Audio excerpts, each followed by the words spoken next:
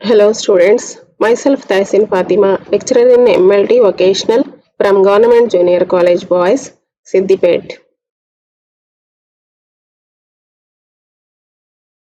Today's our video topic is from Biochemistry second year, Unit 4, Metabolism.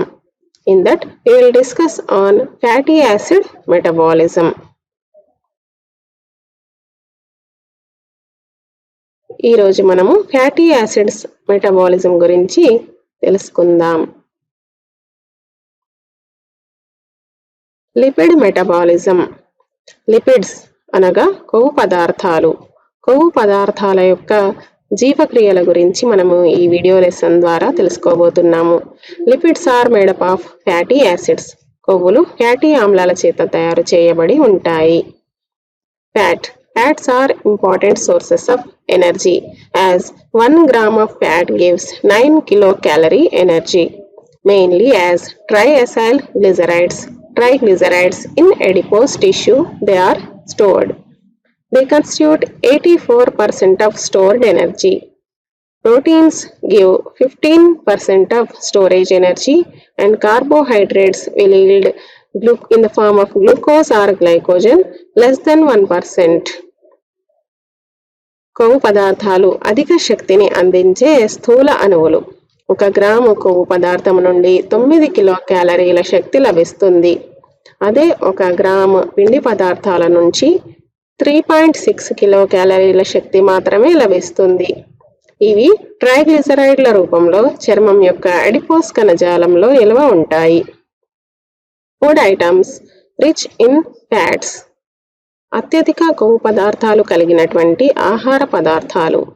ఇందులో saturated food fats and unsaturated fat foods, fatty meats and fish, cheese, butter, avocado, nuts and seeds, chocolate etcetera are important sources of fats. Classification of fatty acids. Fatty ఆమ్లాల వర్గీకరణ. Fatty acids can be classified into 4 types: saturated, monounsaturated, polyunsaturated and trans fats. ఫ్యాటీ ఆమ్లాలను 4 రకాలుగా వర్గీకరించవచ్చు: సంతృప్త, ఏక అసంతృప్త, బహుళ అసంతృప్త మరియు ట్రాన్స్ ఫ్యాటీ ఆమ్లాలు. Saturated fatty acids. They consist chain of carbon atoms saturated with hydrogen atoms. They are solid at room temperature and consist of high melting point. Examples are coconut oil and butter. Fatty ఆమ్లాలు వాటి యొక్క carbon అణువులు hydrogen అయానుల చేత సంతృప్తపరచబడి ఉన్నట్లయితే వాటిని saturated fatty ఆమ్లాలు అంటారు. ఇవి గది ఉష్ణోగ్రత వద్ద ఘనస్థితిలో ఉంటాయి. అత్యధిక ద్రవీభవన స్థానమును కలిగి ఉంటాయి. Monosaturated fatty acids. The chain of carbon atoms with one double bond, liquid at room temperature and consist of low melting point. Example is olive oil. ఏక అసంతృప్త ఫ్యాటీ ఆమ్లాలు వాటి యొక్క కార్బన్ నిర్మాణంలో ఒక ద్విబంధమును కలిగి ఉంటాయి. ఇవి గది ఉష్ణోగ్రత వద్ద ద్రవ స్థితిలో ఉంటాయి. తక్కువ ద్రవీభవన స్థానమును కలిగి ఉంటాయి. ఉదాహరణ olive oil. Polyunsaturated fatty acids. The chain of carbon atoms with multiple double bonds can be seen in these polyunsaturated fatty acids. They consist lowest melting points and they are liquid at room temperature. Example is sunflower oil. బహుళ అసంతృప్త fatty ఆమ్లాలు వాటి యొక్క carbon chain నిర్మాణంలో 2 లేదా అంతకంటే ఎక్కువ ద్విబంధాలను కలిగి ఉంటాయి. ఇవి గది ఉష్ణోగ్రత వద్ద ద్రవ స్థితిలో ఉంటాయి. తక్కువ ద్రవీభవన స్థానమును కలిగి ఉంటాయి. ఉదాహరణ ప్రొద్దుతిరుగుడు సన్ఫ్లవర్ నూనె. Trans fats. They consist partially hydrogenated Adding of hydrogen causes trans fats to form. Liquid oils industrially converted into solids. They consist high melting point. Trans fats అనేవి కృత్రిమంగా పారిశ్రామికీకరణ వలన తయారు చేయబడినటువంటి కొవ్వు పదార్థాలు. ఇవి అత్యధిక ద్రవీభవన స్థానంను కలిగి ఉంటాయి. Oxidation of fatty acids. Fatty ఆమ్లాల ఆక్సీకరణం గురించి తెలుసుకుందాం. Oxidation. George Franz Knupp discovered fatty acid beta oxidation process in 1904. Fatty ఆమ్లాల ఆక్సీకరణ ప్రక్రియను జార్జ్ ఫ్రాన్స్ నూప్ అనే శాస్త్రవేత్త 1904లో కనుగొన్నాడు. Types of fatty acid oxidation. Fatty acids can be oxidized by 4 types of oxidation mechanisms. One is beta oxidation. It is the major mechanism occurs in the mitochondrial matrix. 2 carbon units are released as acetyl coenzyme A per cycle. Second one, alpha oxidation. Predominantly it takes place in brain and liver. 1 carbon is lost in the form of carbon dioxide per cycle. Third one, omega oxidation. It is minor mechanism but becomes important in conditions of impaired beta oxidation process. Fourth one, peroxisomal oxidation. It mainly for the trimming of very long chain fatty acids. Fatty ఆమ్లాల ఆక్సీకరణము 4 రకాలుగా ఉంటుంది. అవి 1 beta ఆక్సీకరణం, 2 alpha ఆక్సీకరణం, 3 omega ఆక్సీకరణము, 4 పెరాక్సిజోమల్ ఆక్సీకరణ ప్రక్రియలు.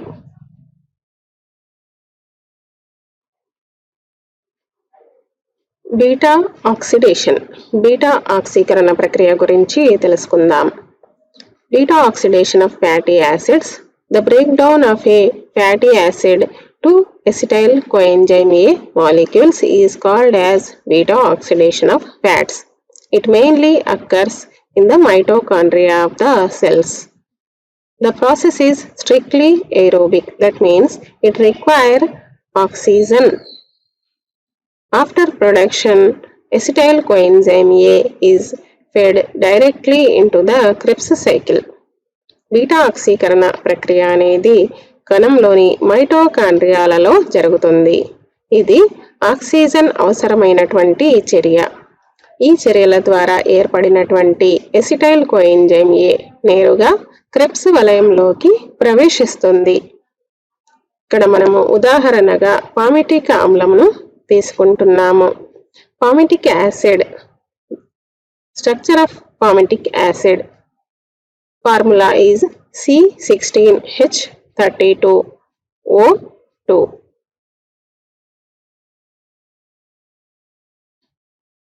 Beta oxidation of fats highly occurs in liver, kidney and heart muscle. It doesn't occur in brain, RBCs and adrenal medulla tissues. Fatty ఆమ్లాల బీటా ఆక్సీకరణము కాలేయము, మూత్రపిండాలు, గుండె కణజాలాల్లో అధికంగా జరుగుతుంది. మెదడు, ఆర్బీసీ మరియు అడ్రినల్ మెడుల్లాలలో జరగదు.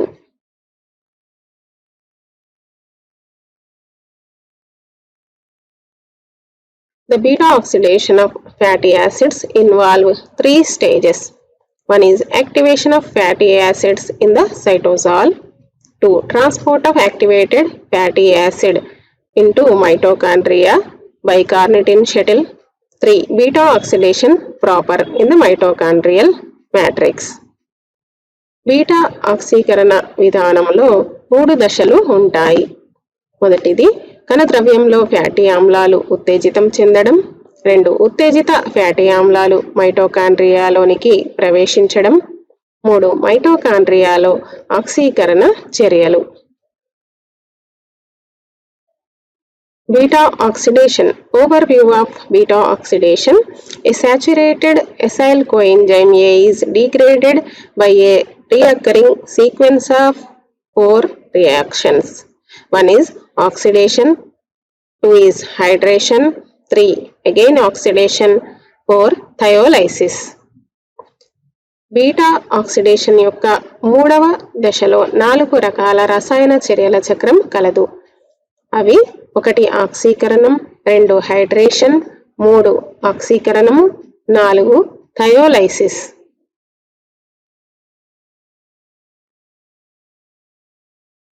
Mitochondrial membrane is impermeable to free fatty acids. Mitochondria త్వచము ఫ్రీ ఫ్యాటీ ఆమ్లాలను లోనికి ప్రవేశించలేని విధంగా ఉంటుంది. మైటోకాండ్రియా త్వచం ద్వారా సాధారణంగా ఫ్రీ ఫ్యాటీ ఆమ్లాలు లోపలికి ప్రవేశించలేవు. కానీ బీటా ఆక్సిడేషన్ వలయంలోని చర్యలన్నీ కూడా మైటోకాండ్రియా మ్యాట్రిక్స్లోనే ఉంటాయి. కావున ఫ్యాటీ యాసిడ్ మొదట ఉత్తేజితం చెందించబడి ఆ తర్వాత కార్నిటిన్ అనే ప్రత్యేక ట్రాన్స్పోర్టేషన్ వ్యవస్థ ద్వారా మైటోకాండ్రియా మ్యాట్రిక్స్లోనికి ప్రవేశిస్తుంది. In first stage, activation of fatty acid. This proceeds by fatty acyl thiokinase, acyl coenzyme A synthetase present in cytosol. Thiokinase requires ATP and coenzyme A SH and magnesium ions.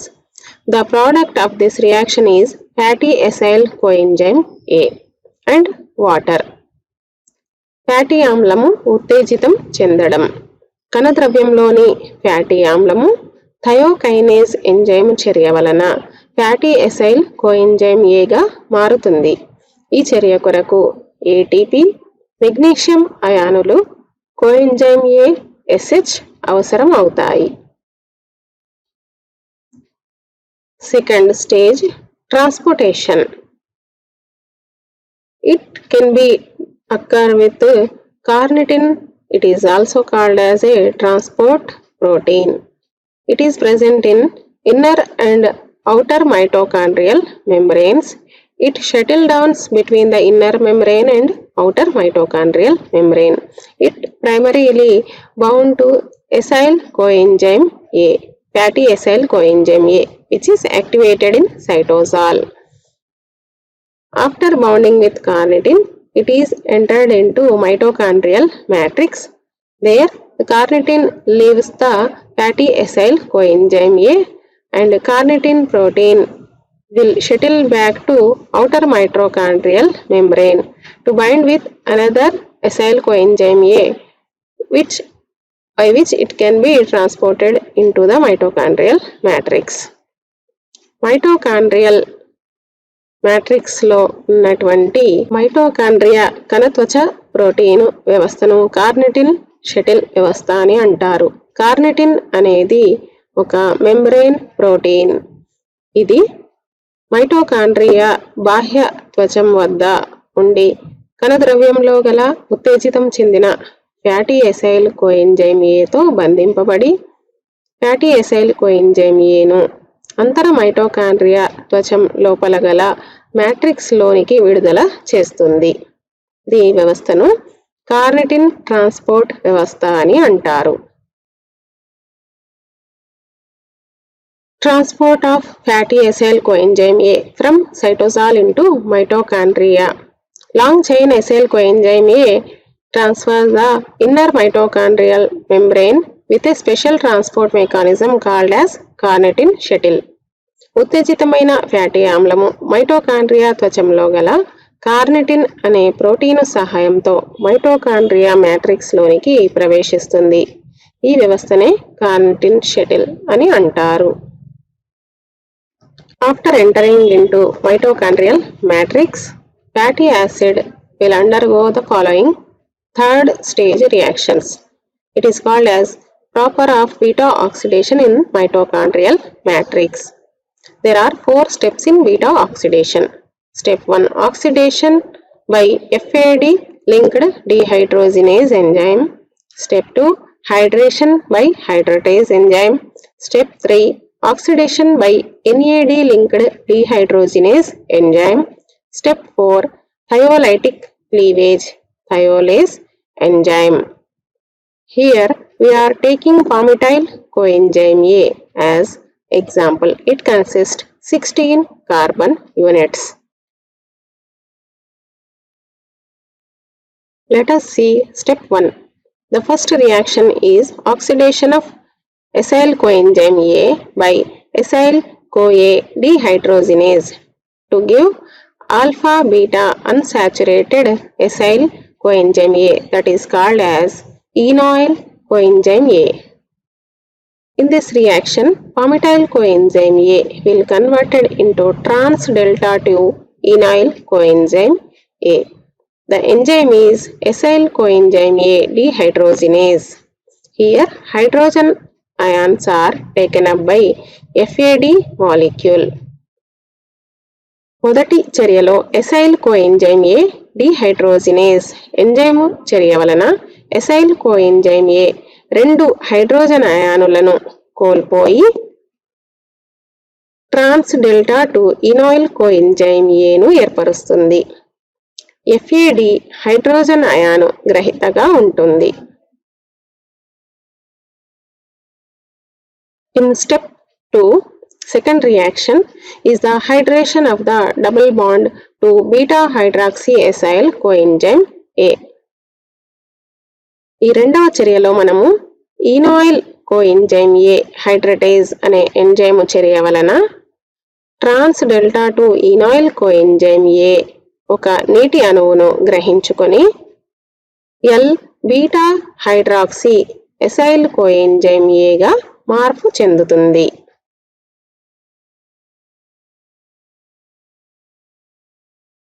In third reaction is the oxidation of beta hydroxyacyl coenzyme A to produce beta ketoacyl coenzyme A can be observed. It is a NAD plus dependent reaction. In this reaction, we can see formation of beta hydroxyacyl coenzyme A by losing 2 hydrogen ions, beta ketoacyl coenzyme A. Beta hydroxyacyl coenzyme A get converted into beta ketoacyl coenzyme A.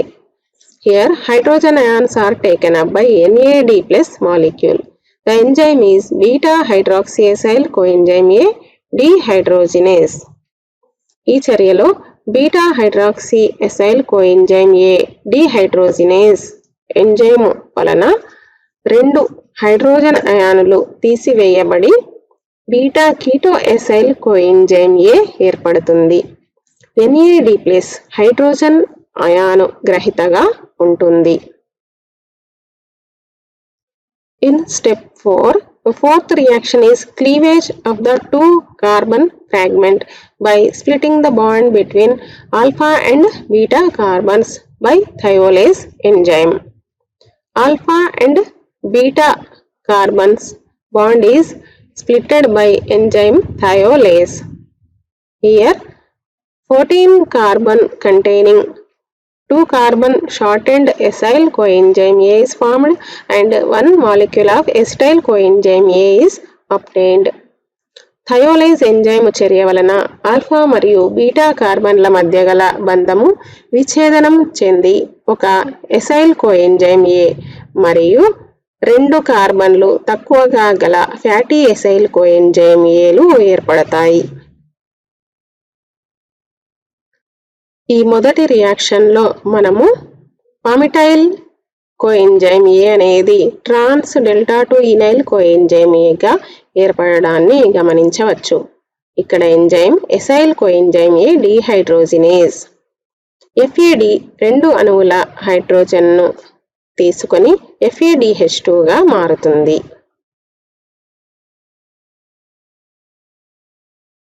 ఈ రెండవ చర్యలో మనము ట్రాన్స్ delta 2 ఇనాయిల్ coenzyme ఏ ఒక నీటి అణువును గ్రహించుకొని ఇనాయిల్ coenzyme ఏ హైడ్రటేజ్ enzyme చర్య వలన levo beta hydroxy acyl coenzyme ఏగా మారుటను మనము గమనించవచ్చు.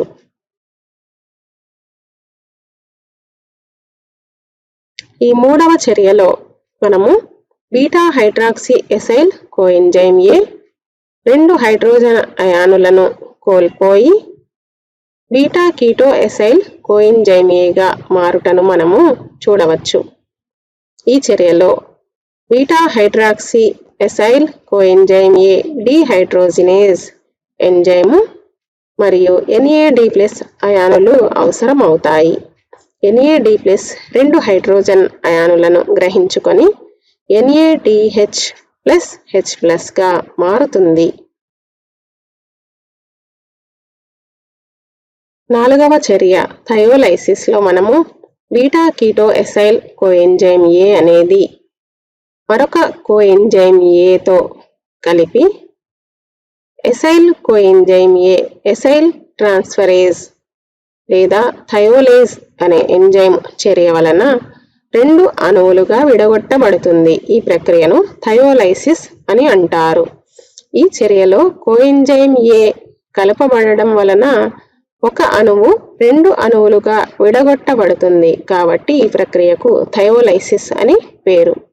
ఇందులో 2 కార్బన్లు తక్కువగా గల 14 కార్బన్లు కలిగినటువంటి ఎసైల్ కోఎంజైమ్ ఏ, దీని పేరు మిరిస్టాయిల్ కోఎంజైమ్ ఏ ఏర్పడుతుంది మరియు ఆ 2 కార్బన్లు ఎసిటైల్ కోఎంజైమ్ ఏ రూపంలో మరొక ప్రోడక్ట్గా విడుదల చేయబడతాయి. ఈ acetyl coenzyme A citric acid వలయంలోనికి ప్రవేశించి ATP ఎనర్జీని విడుదల చేస్తుంది. This is the overall step-by-step reactions of beta oxidation proper. Here we can see the formation of palmitoyl coenzyme A to trans delta 2 enoyl coenzyme A. Then it converted into beta hydroxyacyl coenzyme A. Then it converted to beta ketoacyl coenzyme A. After that, splitting of acyl coenzyme A, which is 2-carboned shortened fatty acid, and acetyl coenzyme A. This acetyl coenzyme A will enter into citric acid cycle for further degradation and production of ATP molecules. This 14-carbon consisting myristyl coenzyme A will again into beta oxidation proper. This type of cyclic reactions chain is taken up to the formation of whole carbon atoms will degrade to acetyl coenzyme A molecules. ఒక fatty ఆమ్లంలో గల అన్ని carbon అణువులు acetyl coenzyme ఏలుగా విడగొట్టబడేంత వరకు ఇది beta oxidation చర్యలలో పాల్గొంటూ చక్రీయ వలయంలోకి మరలా పాల్గొంటూ ఎనర్జీని విడుదల చేసే ప్రాసెస్లో భాగంగా ఎసిటైల్ కోఎంజైమ్ ఏను విడుదల చేస్తుంది. The release of acetyl coenzyme A leaves an acyl coenzyme A molecule shortened by 2 carbons. This acyl coenzyme A molecule is the substrate for the next round of beta oxidation, starting with acyl coenzyme A dehydrogenase. Repetition continues until all the carbons of the original fatty acid coenzyme A are converted to acetyl coenzyme A molecules. In the last round, a 4-carbon acyl coenzyme A, butyryl coenzyme A, is cleaved to form 2 acetyl coenzyme A molecules. 2 కార్బన్లు తక్కువగా గల acyl coenzyme ఏ తిరిగి beta oxidation చక్రంలోకి ప్రవేశిస్తుంది. ఈ విధంగా మొత్తం fatty ఆమ్లం యొక్క carbon అణువులు ఎసిటైల్ కోఎంజైమ్ ఏ అణువులుగా మార్చబడతాయి. In this beta oxidation proper, we can see the production of FADH2 by FAD and NADH by NAD+. This FADH2 will enter into mitochondrial matrix oxidative phosphorylation cyclic reactions and will give 2 molecules of ATP, and NADH will enter into oxidative phosphorylation and gives 3 molecules of ATP. ఒక పామిటిక ఆమ్లము అణువు 7 beta ఆక్సీకరణ చక్రములను పూర్తి చేసుకొని 8 acetyl coenzyme ఏ అణువులను ఏర్పరుస్తుంది.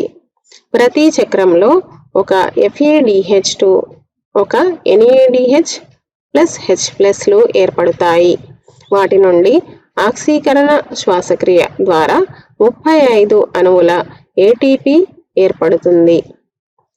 Energetics of fatty acid oxidation. Example is taking palmitic acid, which consists 16 carbon units. Beta oxidation of palmitic acid will be repeated 7 cycles, producing 8 molecules of acetyl coenzyme A. In each cycle, FADH2 and NADH plus H plus is produced and will be transported to the respiratory chain. FADH2 will give 2 ATP molecules, NADH will give 3 ATP molecules. So that by 7 cycles we will get 5 into 7, that is 35 ATP molecules. Each acetyl coenzyme A, which is oxidized in citric acid cycle, gives 12 ATP molecules. Here we already know that 8 cyclic reactions are taking place. 8 into 12, that is 96 ATP molecules will produce. 2 ATPs are utilized in the activation of fatty acid. It occurs once only. The energy gain is equal to energy produced minus energy utilized, that is 35 ATP molecules plus 96 ATP molecules minus 2 ATP is equal to 129 ATP molecules is the net energy gain by a palmitoyl coenzyme A in beta oxidation cycle. ఒక్కొక్క acetyl coenzyme A citric acid వలయంలోనికి ప్రవేశించి 12 ATPల చొప్పున మొత్తము 96 ATPలను ఏర్పరుస్తుంది. తద్వారా మొత్తంగా ఒక అణువు పామిటిక్ యాసిడ్ నుంచి 129 అణువుల ATP శక్తి విడుదల అవుతుంది. Thus the fats give much more ATP energy in comparison to carbohydrates. ATP అణువు నిర్మాణము. Adenosine triphosphate is the structure of ATP molecule. కార్బోహైడ్రేట్లతో పోల్చినట్లయితే ఈ విధంగా బీటా ఆక్సిడేషన్ వలయం ద్వారా మనకు ఫ్యాటీ ఆమ్లాలు కార్బోహైడ్రేట్ల కంటే అత్యధిక ATP శక్తిని విడుదల చేసే అణువులుగా ఉంటాయి. Importance or clinical significance of fatty acid metabolism. Lipids include a number of hormones, of which the most important are steroids and prostaglandins. Lipids act as insulation and play a role in physical appearance of animals. Finally, lipids play roles in a variety of pathological conditions, including heart diseases and some genetic disorders related to lipid metabolism. కొవ్వు అణువుల ప్రాముఖ్యత. కొవ్వు అణువులు వివిధ రకాల హార్మోన్లు, స్టీరాయిడ్లు మరియు ప్రోస్టాగ్లాండిన్ల తయారీలో ఉపయోగపడతాయి. ఇవి శరీరానికి ఆకృతి మరియు ఇన్సులేషన్ను కలిగించడమే కాకుండా వివిధ రకాలైనటువంటి హృదయ సంబంధ వ్యాధులలో, జన్యు సంబంధ వ్యాధులలో లిపిడ్ మెటబాలిజం అనేది వ్యాధులను గుర్తించుటకు ముఖ్యమైన పాత్రను పోషిస్తుంది. Importance of lipid metabolism. In health conditions, provision of energy in fasting and starvation, provision of energy in pregnancy and for lactation. In diseases, endocrine diseases like diabetes mellitus, Cushing's syndrome, production and metabolic diseases like ketosis, pregnancy toxemia, periparturient syndrome and fatty liver disease, hyperlipidemia. కార్బోహైడ్రేట్లు తగ్గినటువంటి స్థితిలో మరియు starvation ఉపవాస స్థితిలో lipid metabolism ముఖ్య పాత్రను వహిస్తుంది. అదేవిధంగా వినాల గ్రంథికి సంబంధించినటువంటి హార్మోన్ డిజార్డర్స్ను గుర్తించుటకు డయాబెటిస్ మెల్లిటస్, కుషింగ్స్ సిండ్రోమ్, ఆ తర్వాత మెటబాలిక్ డిజార్డర్స్ను గుర్తించుటకు ఉదాహరణలు ketosis, pregnancy toxaemia, periparturient syndrome, fatty liver disease, hyperlipidaemia వంటి వ్యాధులను గుర్తించుటకు లిపిడ్ మెటబాలిజం ముఖ్య పాత్రను పోషిస్తుంది. Let us see some review questions. With this, we are ending our video session. Thank you. From Tehsin Fatima, lecturer in MLT Vocational, from Government Junior College Boys, Siddipet.